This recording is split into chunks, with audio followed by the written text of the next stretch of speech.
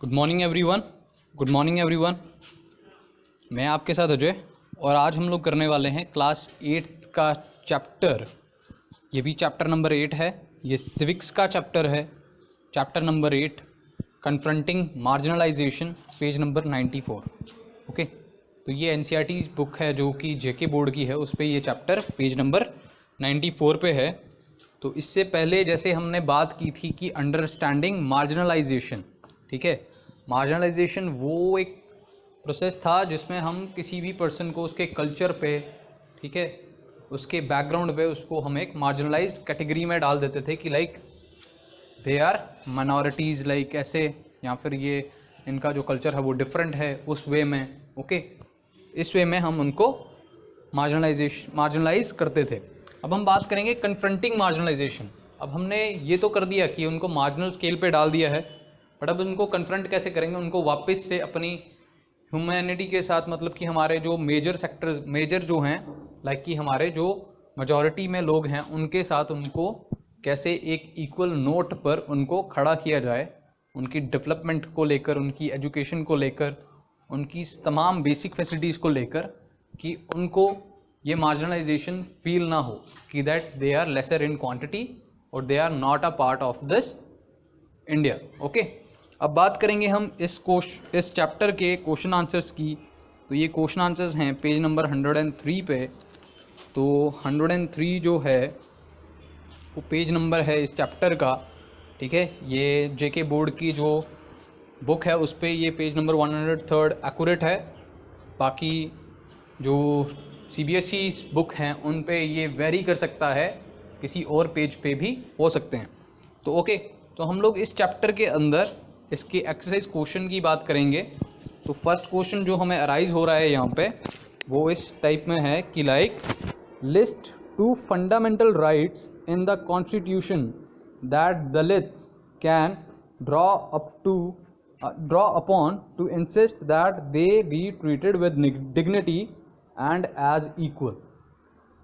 कि हमको 2 fundamental rights बताने हैं हमारे कॉन्स्टिट्यूशन के, ठीक है, जिससे हम ये देख सकें कि लाइक जो दलित्स हैं उनको हम लोग एक टाइप का डिग्निटी और एक इक्वल प्लेटफॉर्म प्रोवाइड कर सकें। तो read the fundamental list on page number 14 to help you answer this question. तो हमारा जो इससे पहले जो पेज नंबर 14 पे चैप्टर है उस पर हमें फंडामेंटल राइट्स के बारे में अच्छे से डिस्कस किया गया है। तो इसी के साथ 2 fundamental rights that Dalits can draw upon to insist that they be treated with dignity and as equal are right to equality, ठीक है। एक राइट टू इक्वालिटी है वो होनी चाहिए, और दूसरा राइट टू फ्रीडम, कि एक फ्रीडम होना चाहिए लोगों को अपनी ज़िंदगी को बसर करने का, या उस पर जीवन शैली को कंटिन्यू करने का, या फिर चलते रहने का। Okay, now answering the question number 2। Question number 2 है read the story of Ratnam as well as the provision of the 1989 Scheduled Caste and Scheduled Tribes Prevention of Atrocities Act, ठीक है।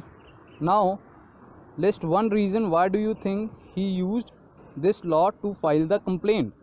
तो रत्नाम है, एक करेक्टर है, उसके बेसिस पे इस चैप्टर में दिया गया है कि 1989 का शेड्यूल कास्ट और शेड्यूल ट्राइब का जो अट्रॉसिटीज़ प्रिवेंशन एक्ट था उसके बारे में हमको कोई एक रीज़न बताना है कि he used the law to file a complaint. तो उसने इस लॉ का यूज़ किया था टू फाइल अ कंप्लेंट में। Okay, the 1989 schedule caste and schedule tribes prevention of atrocities act was formed in response to the demands made by Dalits and others that the government takes seriously to protect them against the ill treatment and humiliation faced by Dalits and tribal groups in their everyday life।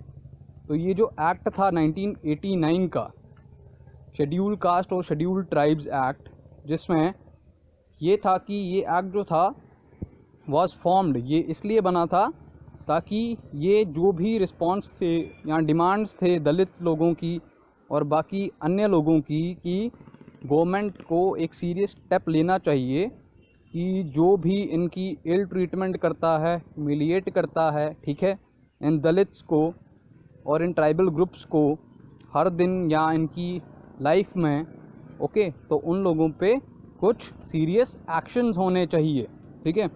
तो रत्नम्स हट was burned and he was forced to leave the village along with his mother and other members of his family as they continued to be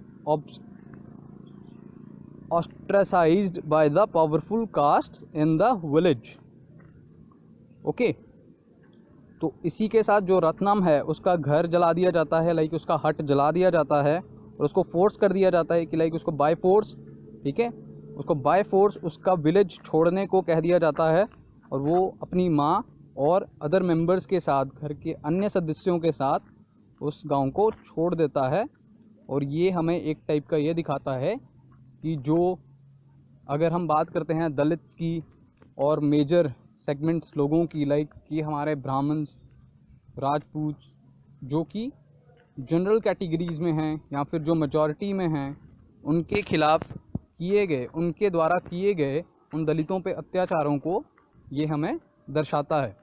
तो ये act जो था 1989 का, इसने provide कर दिया था उन दलित्स को, उन ट्राइबल लोगों को कि लाइक अब से जो भी आप लोगों को, लाइक कि दलित्स को या ट्राइबल पीपल को हताश करेगा, उनको इल ट्रीटमेंट करेगा या उनकी ह्यूमिलिएशन करेगा, उन लोगों को एक प्रॉपर पनिशमेंट दी जाएगी, ओके, उनको एक प्रॉपर पनिशमेंट दी जाएगी। So Ratnam used the above law to file a complaint to protect against the domination and violence of the powerful castes in his village.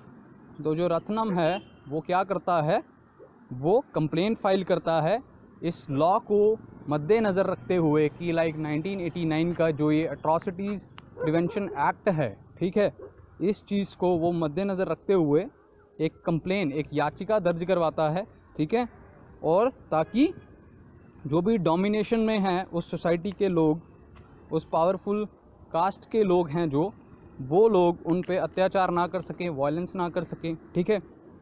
Y do Adivasis activist including CK Janu believe that Adivasi can also use this 1989 act to fight against dispossession, ठीक है। तो अब हमें बताना है कि जो भी आदिवासी एक्टिविस्ट थे, लाइक कि हमारे CK जानू जो हैं वो भी एक सोशल एक्टिविस्ट थे, आदिवासी एक्टिविस्ट थे, तो उनके बारे में भी कि लाइक वो भी यूज़ कर सकते थे 1989 का act to fight against dispossession. तो डिस्पोजेशन के ख़िलाफ़ वो भी फाइट कर सकते थे CK जानू फॉर द आदिवासीज, ठीक है। Is there anything specific in the provision of the act that allows her to believe this. तो इसमें कोई भी ऐसी प्रोविज़न आपको नज़र आती है जो कि इस एक्ट को अलाउ करता है उसको ये सब बिलीव करने में, ओके। तो आंसर इसका ये है कि the Adivasi activist including CK जानू, कि जो आदिवासी एक्टिविस्ट हैं CK जानू को मिलाकर, वो बिलीव करते थे, believe that Adivasi can also use this 1989 act to fight against dispossession.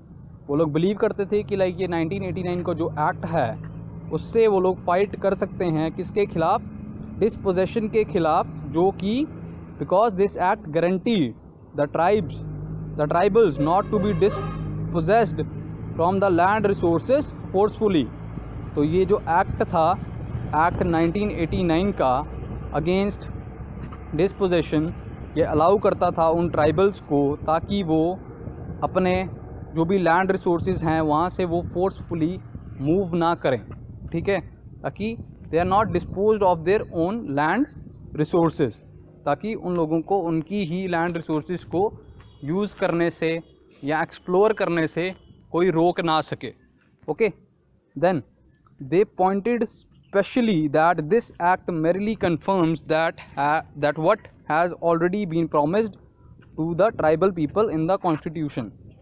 तो ये जो 1989 का एक्ट था ये जो एक्ट था ये पहले ही कंफर्म करता है किसको, ये सब प्रोमिसेस हमें उन ट्राइबल पीपल के रिगार्डिंग कॉन्स्टिट्यूशन में मिले हुए हैं, that their land can not be sold to और brought by non tribal people, कि उनकी जो लैंड है वो ट्राइबल पीपल जो लोग वहाँ पे रहते हैं उनकी जो लैंड है उसको कोई और इंसान जो कि उस ट्राइब का मेंबर नहीं है वो नहीं खरीद सकता है, ठीक है। ना ही कोई ट्राइबल पीपल उस लैंड को किसी अन्य लाइक कि जो ट्राइब का नहीं होगा उसको वो लोग वो लैंड नहीं बेच सकते हैं।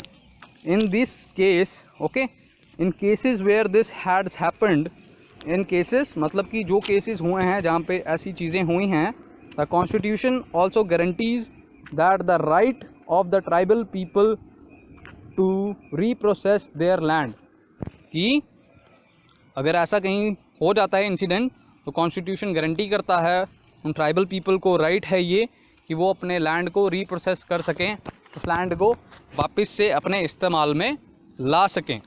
तो इसी के साथ ये चैप्टर कन्फ्रंटिंग मार्जिनलाइजेशन क्लास 8 का चैप्टर यहीं पे समाप्त होता है और मैं आपसे लूँगा इजाज़त। धन्यवाद।